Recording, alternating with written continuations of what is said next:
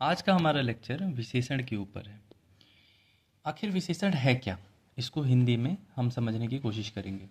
जैसा कि यहाँ पे लिखा हुआ है, विशेषण एक विकारी शब्द है। इसका भी क्या मतलब है, चाहे आगे आगे विशेषण में क्या है वो सारी चीज़ों को समझते हैं। संज्ञा, जिसे आप इंग्लिश में नाउन कहते हैं, सर्वनाम प्रोनाउन की विशेषता खासियत बताने वाले शब्दों को विशेषण कहते हैं। देखिए, अगर किसी भी लाइन में ये लिखा हुआ है, किसी की भी विशेषता कोई चीज़ बताई जा रही है, जैसे कि अगर एग्जांपल हम देखते हैं काली गाय, तो गाय यहाँ पे शब्द है, जो गाय मतलब आपके गाय, उसकी विशेषता बताई जा रही है कि वो क्या है, काली है। मीन्स ब्लैक कलर की है, वो उसकी विशेषता है कि गाय क्या है, काली रंग की है। तो इसी को विशेषण कहा जाता है। जैसे हमने कहा फूल, पीला फूल, तो फूल जो कि पीला है, फूल तो कई प्रकार के होते हैं, लेकिन इस फूल की क्या खासियत है कि वो पीला है। ये हो गया आपका विशेषण। 100 आदमी, आदमी की विशेषता है कि वो कितने हैं, 100 हैं। तो ये चीज़ के हिसाब से। अब आगे हम देखें, अर्थ सीमित कर देता है। विशेषण की एक खासियत है कि अगर हम किसी के बारे में कुछ विशेषता बता देते हैं तो उससे उस चीज़ की सीमितता बढ़ जाती है। मीन्स वो चीज़ वहीं पे फिक्स हो जाता है। विशेषण के बाद जो दूसरी चीज़ है जो हमें जाननी है, वो है विशेष्य। नाम से ही क्लियर है, विशेष्य का मतलब जिस भी शब्द की, जैसे कि लिखा है जिन शब्दों की विशेषता खासियत बताई जाती है उन्हें विशेष्य कहते हैं। विशेष मतलब इन्हीं की विशेषता क्या करी जा रही है, बताई जा रही है। जैसे यहाँ पे काली गाय, तो गाय की विशेषता क्या थी, काली, तो ये इसका विशेषण है। विशेषता काली होना किसकी थी, गाय की थी, तो गाय यहाँ पर आपके लिए विशेष्य हो जाएगा। विशेषण मतलब जो शब्द विशेषता बताते हैं उन्हें विशेषण कहा जाता है, खासियत बताने वाले। जैसे कि ऊपर काली, पीली, 100, ये सारे के सारे क्या थे, विशेषण थे। इसके बाद अगर हम आगे देखें तो प्रयोग के आधार पे कैसे हम इसको देख सकते हैं, तो एक चीज़ है विधेय विशेषण, एक होता है विशेष्य विशेषण। अब विधेय विशेषण क्या होता है, जैसे कि यहाँ पे लिखा है मोहन बुद्धिमान है। क्या लिखा हुआ है, मोहन बुद्धिमान है।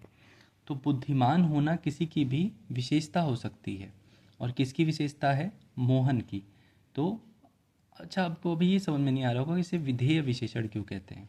पहले नीचे वाला भी एक बार देख लीजिए। काली गाय, काली विशेषण है, गाय विशेष्य है। अब थोड़ा समझ में आएगा, जिसमें भी वाक्य में विशेष्य पहले विशेषण बाद में आता है उसे विधेय विशेषण कहते हैं। वहीं जिसमें विशेषण पहले और विशेष्य बाद में आता है उसे विशेष्य विशेषण कहते हैं। तो एक तरीका आप बस ऐसे याद कर लें कि जिसमें विशेष्य विशेषण लिखा हुआ है, विशेष्य विशेषण, तो इसमें विशेष्य पीछे आएगा और विशेषण आगे आएगा। इसी तरीके से एक चीज़ होता है प्रविशेषण। प्रविशेषण मतलब जो शब्द विशेषण की विशेषता बताते हैं, विशेषण की भी जो विशेषता बताएंगे या खासियत की विशेषता भी बता दें, बढ़ा चढ़ा कर किसी चीज़ को बताने के लिए हम प्रविशेषण का इस्तेमाल करते हैं। जैसे मैंने कहा मोहन बुद्धिमान है, तो बुद्धिमान होना विशेषता है, मोहन की विशेषता है, तो ये हो गया आपके लिए यहाँ पे कि प्रविशेषण, प्रविशेषण नहीं, मोहन आपके लिए विशेष्य हो गया क्योंकि इसकी विशेषता बताई जा रही है। बुद्धिमान को भी और बढ़ा चढ़ा के ये बहुत है, बहुत, बुद्धिमान भी कितना, बहुत, तो विशेषण की भी विशेषता कौन बता रहा है, ये बहुत शब्द, तो ये यहाँ पे प्रविशेषण का काम करेगा। इसके बाद देखते हैं कि विशेषण के आखिर भेद कितने होते हैं। देखिए, भेद तो वैसे विशेषण के 4 हैं। पहला होता है गुणवाचक, संख्यावाचक, परिमाणवाचक, सर्वनामिक। गुण शब्द से क्लियर है कि गुण बताता होगा, संख्या मतलब संख्या से परिमाण, नापना, तौलना, सर्वनामिक मतलब सर्वनाम से रिलेटेड है। थोड़ा इसका एक ट्रिक बनाया था मैंने। जैसे कि आप कभी भी सुनते हैं कि बात करना है, मतलब गप सप मारते हैं, तो लेकिन होता क्या है, क्यों ट्रिक बनाने की ज़रूरत है कि जब आप हिंदी का पूरा लेक्चर कंप्लीट कर लेते हैं तो विशेषताओं को आप नहीं समझ पाएंगे, भेद कितने हैं, बहुत सारे के जैसे भेद बहुत ज़्यादा हो जाते हैं, तो आपको ये समझना ज़रूरी है।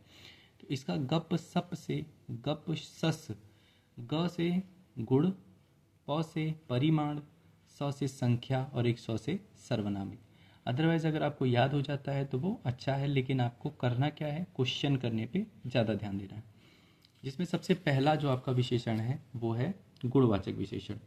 अब गुण का मतलब है किसी भी अंदर, किसी भी चीज़ में कौन कौन से गुण हैं, जैसे किसी की दशा, वो चीज़ भारी है, हल्की है। अवस्था बूढ़ा, जवानी। रंग काला, पीला या जो भी स्थान बाहर है, अंदर है। काल प्राचीन है, नया है, नूतन है।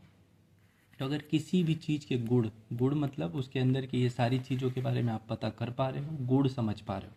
जैसे मैंने कहा कि वो काली गाय थी, काली उसकी अवस्था को बताता है, उसके रंग को बता रहता है तो वो गुण हो गया उसका। दूसरा हो गया आपका संख्यावाचक विशेषण। संख्यावाचक में संख्या का बोध कराया जाता है। संख्या मतलब नंबरिंग का है। संख्या या सर्वनाम की संख्या का बोध कराने वाले को संख्यावाचक में कहते हैं। अच्छा, संख्या को दो हिसाब से बांटा गया है। पहला निश्चित, अनिश्चित। निश्चित में आप यहाँ पे किसी भी चीज़ की गणना कर सकते हो। तो वैसे निश्चित को कुछ आपका यहाँ पे दिखाई दे रहा है कि 5 में बांटा गया है। गणना, क्रमबोधक, आवृत्ति बोधक, समुदाय बोधक, प्रतीकवाचक। और अनिश्चित में जहाँ पे निश्चितता नहीं है कि कितनी वो संख्या है, कुछ विद्यार्थी आए हैं, जैसे इसका उदाहरण देखिए, कुछ विद्यार्थी, कुछ कितने, अनिश्चित है ना, तो इसलिए अनिश्चित में आता है, लेकिन संख्यावाची में आएगा। गणना, जहाँ पे हम किसी चीज़ की गणना मतलब गिनती कर पा रहे हैं, जैसे कि पूर्णांक मतलब वो पूर्ण में है 1, 2, 3, या अपूर्णांक मतलब कि फ्रैक्शनल वैल्यू है, उस तरीके से लिखा है, जैसे 1, 1/2, ढाई, 1/4, 1.5, ये जो शब्द होते हैं अपूर्ण में आएंगे। अगर क्रम कहीं पे लिखा है सेंटेंस में, क्रम मतलब उसका पोजीशन के बारे में बता रहा है कि पहले नंबर पे है, दूसरा, तीसरा, चतुर्थ, इस तरीके से। आवृत्ति मतलब कितनी बार वो चीज़ हुई, दुगुनी, चौगुनी, उस तरीके से। समुदाय के हिसाब से है, दोनों, तीनों, चारों। प्रत्येक के बारे में कि हर एक, एक एक प्रत्येक के बारे में बात हो रही है, उस हिसाब से। तो ये सारे के सारे आएंगे संख्यावाचक के अंदर। निश्चित संख्यावाचक का लास्ट जो है वो अनिश्चित में तो अकेला था, अनिश्चित में लास्ट छठा है समुच्चय बोधक। समुच्चय बोधक मतलब कि कुछ ग्रुप में कोई चीज़ है, जैसे लिखा है दर्जन, ये भी संख्या बताती है कि 12 चीज़ों के समूह को कहा जाता है, उस हिसाब से। तीसरा देख लेते हैं। तीसरा है परिमाणवाचक विशेषण।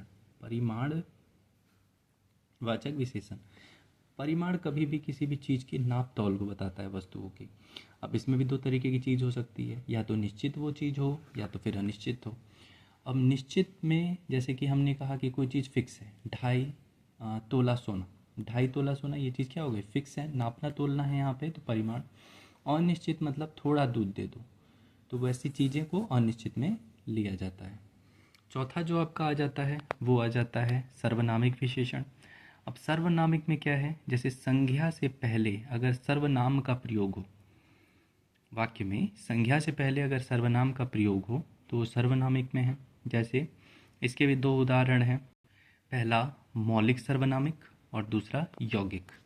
तो मौलिक सर्वनामिक में अगर हम लिखते हैं, जैसे कि ये दो शब्द अगर आपको दिख रहे हैं तो मौलिक में आता है, यह है, वह, ये अगर लगा हुआ है, जैसे कि यहाँ का संज्ञा, संज्ञा मतलब किसी भी चीज़ के बारे में, जैसे कार की, यहाँ पर क्या है, नाउन है, इसके आगे आपने क्या लगाया हुआ है, यह लगाया हुआ है, तो यह एक सर्वनामिक तो है, सर्वनाम तो है, क्योंकि संज्ञा से पहले सर्वनाम लग रहा है। और यह किस में आ रहा है, मौलिक में, तो इसका पूरा का पूरा जवाब होगा मौलिक सर्वनामिक। यौगिक में ऐसा, जैसा, वैसा, ये सारे के सारे अगर मिल रहे हैं तो यौगिक होता है। अब देखिए किस आधार पर इनकी तुलना कर सकते हैं इनकी। तो एक होता है मूल अवस्था, एक होता है उत्तर अवस्था या मध्य, एक होता है उत्तम अवस्था, उस हिसाब से। मूल अवस्था को उच्च, उत्तम को उच्चतर, दोनों के बीच में, और उत्तम को उच्चतम।